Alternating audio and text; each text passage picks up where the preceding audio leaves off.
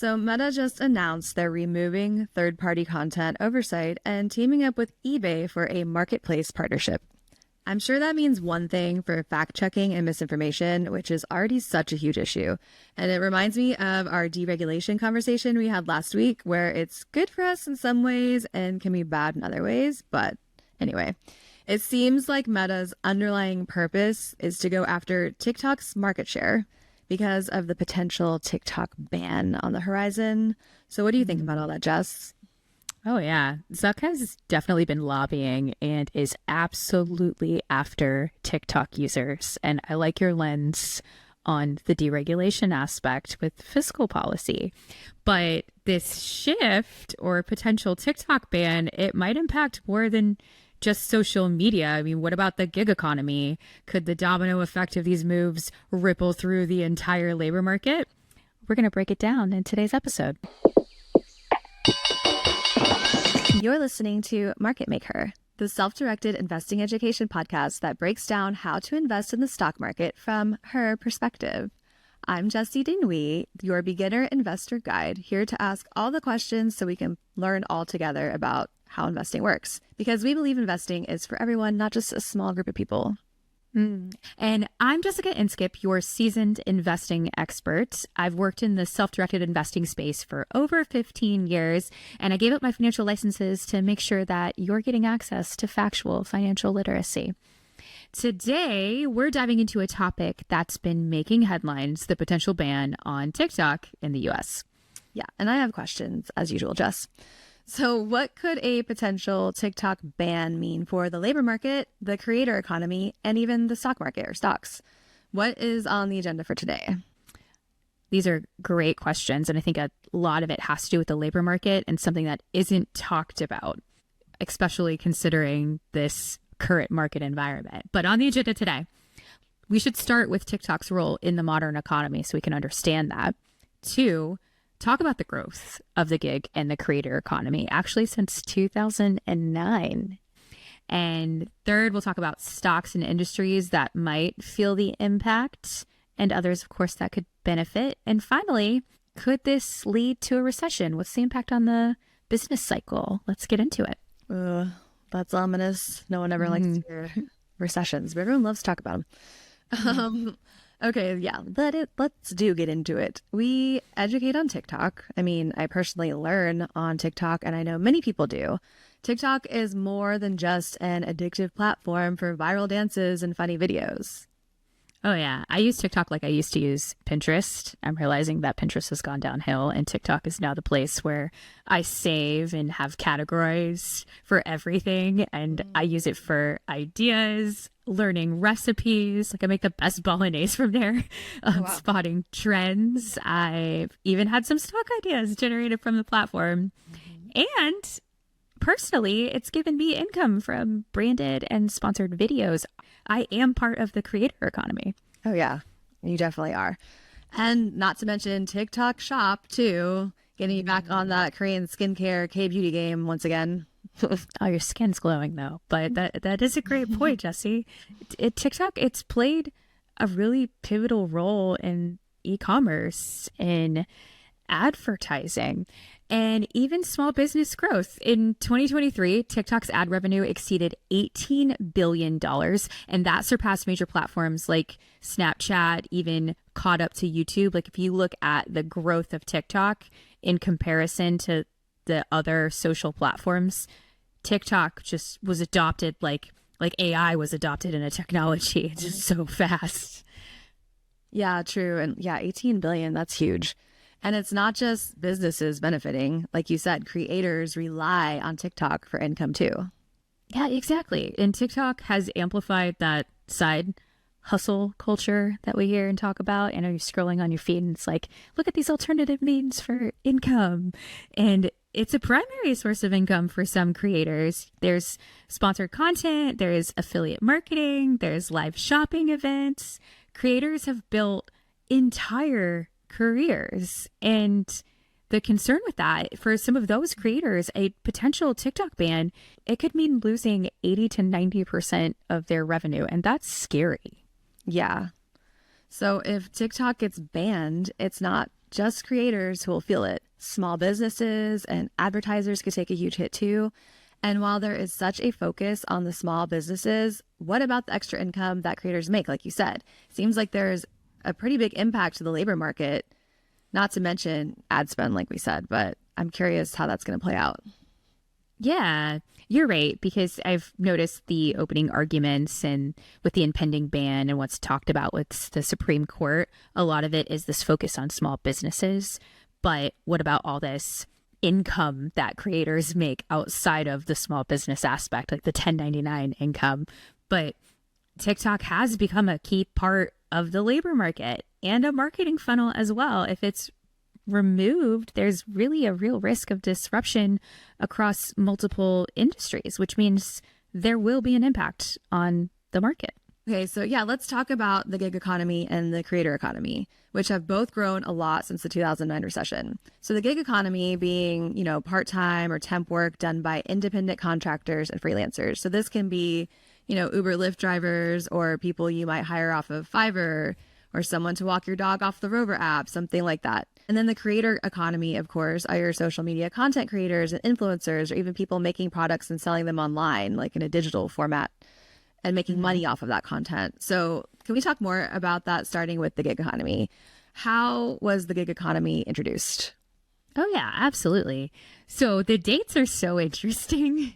It was in 2009. We had the great financial crisis.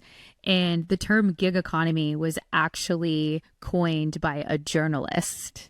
That's where it came about.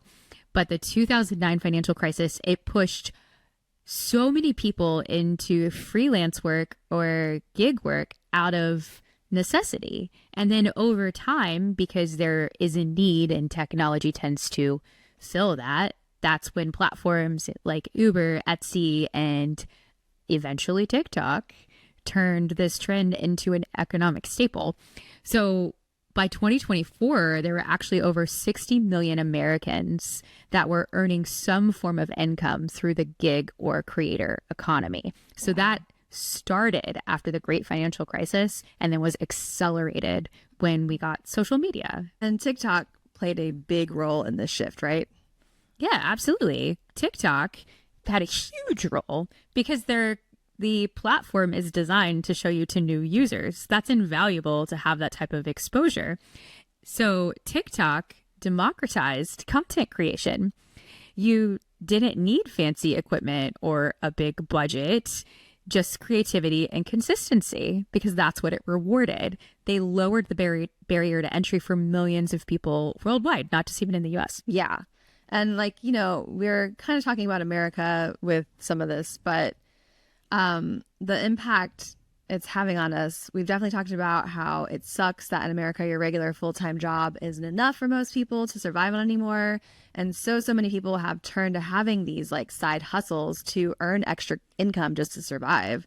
And it's becoming the American way almost. But a TikTok ban could really send shockwaves through these economies when people are relying on that extra income, or even for the ones that have turned it into a full-time job and it's their only source of income now. So what about platforms like Instagram or YouTube? Couldn't creators just switch over to there? Do you think it's going to be that bad? Yeah, I mean, they could, but switching isn't seamless. TikTok's algorithm is uniquely really good at servicing new creators, which has been the key to its success. But other platforms, they may not offer the same opportunities, especially for new creators. They're definitely competing for it. I mean, I'm personally a great example. I have over 100,000 followers on TikTok and considerably less on other platforms. It's growing. Mind you, I haven't tried as hard on the other platforms, but TikTok did something more important to me. It helped me find my community in addition to growth. I mean, that's how we met Money with Mary, Lacey, how I met Brianna, how I met Maddie Mills. So many people, the right people. The point is, it shows your content to new people, and there is so much value in that exposure. Yes, we are all holding space for defying gravity. Wicked reference. Okay, so does that mean that TikTok has probably helped shape what we call this resilient consumer? Absolutely, in so many ways. Think about it. TikTok led to the investing trend. Getting a high yield savings account became a trend. That creates a resilient consumer because you're building up savings. It also allows so many content creators to have extra disposable income. A few $100 a month is the world's difference to so many people. You only need 10,000 followers. You get in that creator community, and then if you consistently make videos, if you get $200 to $400 a month, or even 100, that is a huge amount of money to pay for food that you may not have. Like, it's just, it almost makes me think about what happened with GameStop, because everything is supply and demand. There were so many people in the GameStop that it caused the stock to rise because of the astronomical demand. Mind you, it's inflated. But the point is, if there is a lot of people, they can have a big impact on the market overall. And I think that's what's being overlooked right now. Yeah. It absolutely has to do with the resilient consumer. It's just so difficult to quantify that. So true. Well, let's also consider the fact that TikTok might just end up getting taken over by a USA company, in this country at least. And even then, it could still impact the platform in a big way because, as we know, management is everything in a business. Yes, it is. Let's pivot to the markets now and how this might implicate it. So which stocks and sectors could feel the impact of a TikTok ban, do you think? Yeah, so we know that Google is technically communication services, so I want to say technology and sectors, but it's really these specific stocks. So the first to watch are really social media stocks. Meta, who owns Instagram. And Facebook, yeah. Yes. Google, who owns YouTube. Snap, who owns Snapchat. They might see short-term gains as advertisers shift budgets. And you know better than I do of how they make their revenue. So that is your wheelhouse. However, that could be offset if the ban leads to overall lower ad spending. And we don't know consumer behavior.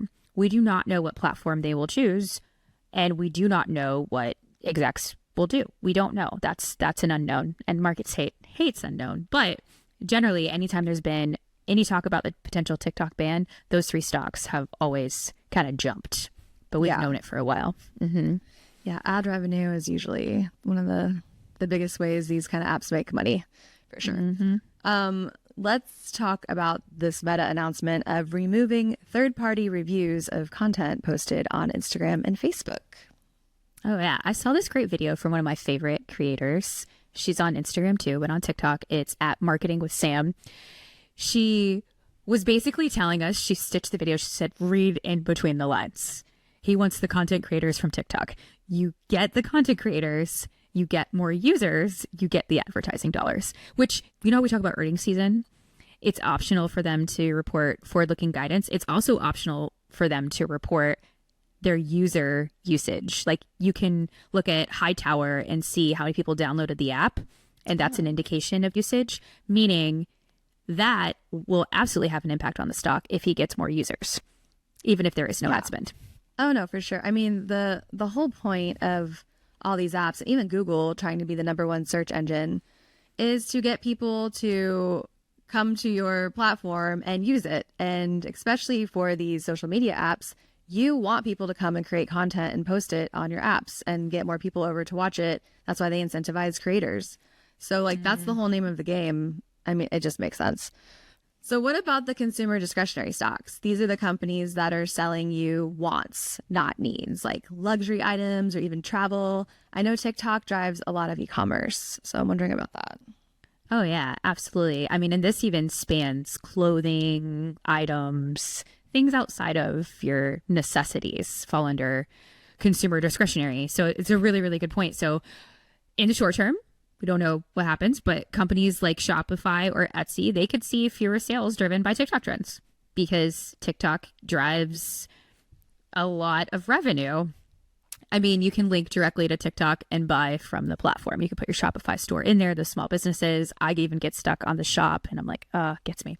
But that also means Amazon could benefit from that. They have those video reviews and that could drive revenue towards Amazon. Shopify is also integrated there too, and Etsy on its own. So that's why I say we need to see what happens. Yeah. But there are brands that could rely heavily on TikTok, like fast fashion giants. They could struggle to connect with their audience. And if you remember the Abercrombie jeans that went viral, that stock also went up because it had an earnings surprise. Everybody was buying jeans, and that wasn't anticipated. Abercrombie got onto this trend, and stock, they made more money as a result. Therefore, the stock went up. And you could have seen that on TikTok. That exposure isn't only just good for content creators and small businesses, but even big ones like Abercrombie. Yeah. Well, that's a good point. Yeah. Anytime something goes viral, there's like a new trend and things always come back around. So it could be one of these companies that might have been struggling and then something comes back around and, you know, they can decide to make more of that old product or whatever, or like have more supply of the new product that's going popular. Okay. So there could be winners. I haven't even seen Wicked yet. I saw it on off Broadway. I haven't seen the movie, but like I've seen it, you know, off Broadway in Florida with my mom like a long, long time ago. I saw the play. We're watching it next time you're here. I know. I need to watch it. It's on my list. I was more concerned with watching all my horror movies first, and now I have. So, okay, right. Yeah. So there could be winners in this scenario, like I was saying. Yeah, there could be. But traditional advertising platforms or companies with strong omni-channel strategies, they might gain some market share. But overall, the disruption of this TikTok ban, it might outweigh the opportunities. I mean, speaking of like the Wicked references, yeah, like think about even the movies that blow up at the box office because people are doing these like TikTok trends of them. Yeah. And stuff like that. So it spreads wide. Like there's a lot that TikTok has an impact. It really does. Has an impact on more than just what people think. Yeah. I digress. Okay. Let's talk about what the worst case scenario could be. Could a TikTok ban actually tip us into a recession? So remember, a recession is a contractionary period. And it's called by the NBER, and it's a turning point. So it's possible, and I think we have to connect the dots. If creators lose income, their spending power decreases. Small businesses that rely on TikTok for marketing might also cut back. And that ripple effect could lead to layoffs and reduced consumer spending. Yeah. The key ingredients for a recession. True. And like this reminds me when we also talked about how recessions and mass layoffs go hand in hand. So could this just be a modern twist on that trend? Yeah, definitely. I think that's such a good point because the gig and creator economy, it's so intertwined with TikTok that a ban could feel like a massive layoff, even though it's happening outside of traditional employment structures, because there's a lot of people who have these side hustles and markets change. We haven't been talking about interest rates for a decade since the great financial crisis. Consumer behavior changes. It happened after the great financial crisis. This gig economy emerged, and then we have TikTok, we have the creator economy. So this is a really good example of a huge shift in consumer behavior based on modern technology, meaning if a recession and mass layoffs go hand in hand, is it really mass layoffs? No, it's a mass loss of income. Yeah. And if the creator and the gig economy, this is more creator economy, if that's going to result in a mass loss of income, that could push us into a recession. Sure. Yeah. Yeah. Yeah. Like I was saying, especially those people who have made this into their full-time work. Yeah. What are they going to do now? And yeah, I guess we'll have to see. But let's try to end it on a little bit more of a like positive, proactive note. Sure. Okay. How about relating this back to us? What can us self-directed investors do to prepare for this potential TikTok ban and whatever Meta is doing? Oh, you can keep an eye on social media and consumer discretionary stocks. We can also consider consumer behavior. Where are people going? What platform? Pay attention. Short-term volatility, it might create buying opportunities, as they always are, but think long-term and stay diversified. Always do your research, because the short-term volatility, the market will immediately react as in like people will assume everyone's going to Instagram. We don't know that's happening until you get the data. So don't assume, try to understand, do the research. But the creators, they're going to go somewhere, try to get in front of that. We laid out a few stocks that could benefit, which is Meta, Google, and Snap. But those are the only public companies. You know, some people are going to Substack and other places. So we don't know what consumers will do. Yeah. And remember, it's like, you know, don't try to time the market. If you're like, if you'll see this podcast, you're self-directed investor, then, you know, do your homework like Jess said. Yeah. But do you have a favorite? I mean, it's not financial advice by any means. Disclosure. And I do not know anyone's personal financial situation. You know, this is not that. But I've personally been liking Google/Alphabet. I have the hardest time, even when I'm on TV. I always say Google and it's Alphabet. Yeah. But my main reason why I really like that stock is because of its AI exposure and AI agents. I have been saying that since really the end of last year, that I think that's going to be the biggest thing for AI in 2025. And then Jensen Huang came out with his keynote and he said it too. And I was like, yeah, I'm right. But they also own YouTube. So that could be interesting. There's a lot of investment thesis that are there. But Meta, they also have AI initiatives and they own Instagram. The big risk is that consumers or creators, they may go elsewhere. Like I said, Substack, that's not a public company. And I see a lot about that. Reddit is, though. That's true. And we didn't really talk about Google too much, but yeah, it is interesting how they've always been the #1 search engine, and TikTok was starting to give them like some real competition on that. That's another conversation. So, yeah, we're gonna have to see what happens. Like, we don't always know, but I will tell you, dear listeners, that we do have a YouTube channel and are being more active on there. We still have our Instagram too, of course, so make sure you're following us there as well, just in case. Our YouTube channel is at MakeHer, and Instagram is at MakeHer Podcast, all one word, you know how it goes. So if you're not already following those accounts, please do. All links are always in the show notes. Find us at all the places. Yes, shameless plug. Yeah. And we'll just go ahead and put a wrap on this week's episode of Market Maker. We explored how a TikTok ban could send shockwaves through the economy and the markets, how this can affect us self-directed investors, and what you should be watching out for and researching. Always do your homework. Yes. And if you found this episode helpful, share it with a friend. Don't keep it to yourself. Leave us a review if you want to tell us how you really feel. And we want to thank Nat Babes for leaving a review. She said we're amazing. Like amazing. I read it as amazing.